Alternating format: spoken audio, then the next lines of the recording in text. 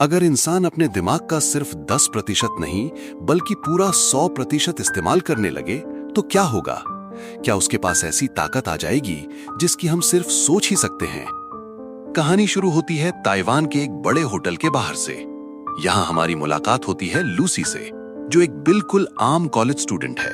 उसकी जिंदगी भी बाकी लोगों की तरह बिल्कुल नॉर्मल चल रही होती है। उसके साथ उसका नया नया बॉयफ्रेंड रिचर्ड खड़ा होता है। दोनों को मिले अभी ज्यादा दिन भी नहीं हुए होते, लेकिन लूसी को जरा भी अंदाजा नहीं होता कि अगले कुछ मिनटों में उसकी पूरी जिंदगी बदलने वाली है। रिचर्ड के हाथ में एक ब्रीफकेस होता है। वो लूसी से कहता है कि बस ये ब्रीफकेस होटल के अंदर मिस्टर जैंग नाम के आदमी को दे दो, बदले में तुम्हें पूरे $500 मिलेंगे। लूसी तुरंत मना कर देती है।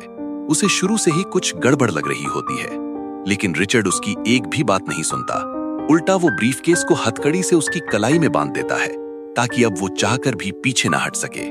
अब लूसी के पास कोई दूसरा रास्ता नहीं बचता। डरते डरते वो होटल के अंदर चली जाती है, लेकिन जैसे ही वो अंदर जाती है, बाहर खड़े रिचर्ड को जैंग के आदमी बिना कुछ सोचे गोली मार देते हैं। उधर होटल के अंदर लूसी को सीधे ऊपर एक कमरे में ले जाया जाता है। कमरे का नजारा देखकर उसके होश उड़ जाते हैं। चारों तरफ खून फैला होता है और सामने बैठा होता है कोरियन माफिया बॉस मिस्टर जैंग। उसके हाथ भी खून से सने होते हैं। उसे देखकर ही समझ आ जाता है कि यह आदमी किसी की जान लेने से पहले एक सेकंड भी नहीं सोचता। कहानी में आगे बढ़ने से पहले चैनल को एक सब्सक्राइब जरूर कर दीजिए। जैंग लूसी से ब्रीफकेस खुलवाता है। जैसे ही ब्रीफकेस खुलता है, उसके अंदर 4 पैकेट रखे होते हैं। उन पैकेट्स में नीले रंग का एक अजीब सा पाउडर भरा होता है। ये कोई आम ड्रग नहीं था, इसका नाम था CPH4। जैंग इसका असर देखने के लिए अपने ही एक घायल आदमी को जबरदस्ती ये ड्रग सूंघा देता है। कुछ ही सेकंड में वो आदमी अजीब तरह से हंसने लगता है, जैसे उसका खुद पर कोई कंट्रोल ही ना हो। लेकिन अगले ही पल जैंग उसे गोली मार देता है। ये सब अपनी आंखों के सामने देखकर लूसी पूरी तरह डर जाती है। वो हाथ जोड़कर उनसे अपनी जान की भीख मांगती है, लेकिन जैंग का सिक्योरिटी चीफ उसकी बात सुनने के बजाय उसके मुंह पर जोरदार मुक्का मार देता है और लूसी वहीं बेहोश होकर गिर जाती है। कुछ घंटों बाद जब उसकी आंख खुलती है, में पाती है उसका पूरा शरीर दर्द कर रहा होता है। जैसे ही वो अपने पेट पर हाथ रखती है, उसे टांके महसूस होते हैं। वो घबरा जाती है। तभी वहां मौजूद लोग उसे बताते हैं कि उसके शरीर से कोई अंग नहीं निकाला गया, बल्कि उसके पेट के अंदर CPH4 का एक पूरा पैकेट छुपाकर सिल दिया गया है। अब उसे ड्रग लेकर यूरोप जाना होगा। अगर उसने भागने की कोशिश की या पुलिस को कुछ भी बताया, तो सिर्फ उसे नहीं, उसके पूरे परिवार को मार दिया जाएगा। लूसी अकेली नहीं होती, वहां उसके जैसे 3 और लोग भी होते हैं। सबके पेट में यही ड्रग छुपाया गया होता है। किसी को बर्लिन भेजा जाना था, किसी को रोम और किसी को पेरिस। सबके चेहरों पर सिर्फ डर दिखाई दे रहा होता है। थोड़ी देर बाद लूसी को एक बंद कमरे में बंद कर दिया जाता है।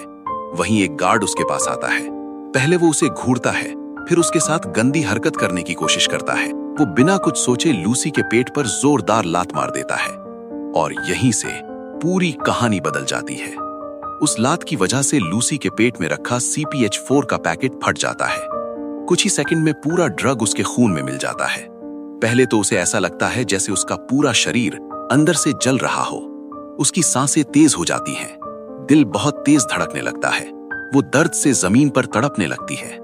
लेकिन तभी कुछ ऐसा होता है जिसकी किसी ने कभी कल्पना भी नहीं की थी। उसकी आंखें नीली चमकने लगती हैं। उसका शरीर अजीब तरीके से हवा में उठने लगता है। कमरे की हर चीज उसे अलग तरह से दिखाई देने लगती है। ऐसा लगता है जैसे उसके दिमाग के बंद दरवाजे एक एक करके खुल रहे हों। कुछ ही पलों में उसका दिमाग लगभग 20% तक पहुंच जाता है और अब वो पहले वाली डरी हुई लड़की बिल्कुल नहीं रहती।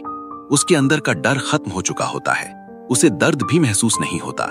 अब उसका दिमाग इतनी तेजी से काम कर रहा होता है कि वो किसी सुपर कंप्यूटर से कम नहीं लगता।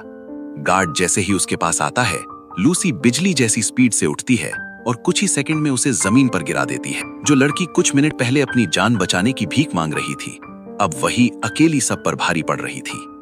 उसकी हर चाल इतनी तेज और इतनी सही होती है कि सामने वाले को संभलने का मौका नहीं मिलता। इसी बीच एक गार्ड उस पर गोली चला देता है। गोली उसके कंधे में लगती है, लेकिन सबसे हैरानी की बात यह होती है कि लूसी के चेहरे पर दर्द का एक भी निशान नहीं होता। वो आराम से अपने कंधे से गोली निकालती है, घाव को देखती है और बिना डरे वहां से निकल जाती है। अब उसे समझ आ चुका था कि उसके साथ कुछ ऐसा हो चुका है जिसने उसे एक आम इंसान से बिल्कुल अलग बना दिया था। लेकिन ये तो सिर्फ शुरुआत थी, अभी असली खेल बाकी था।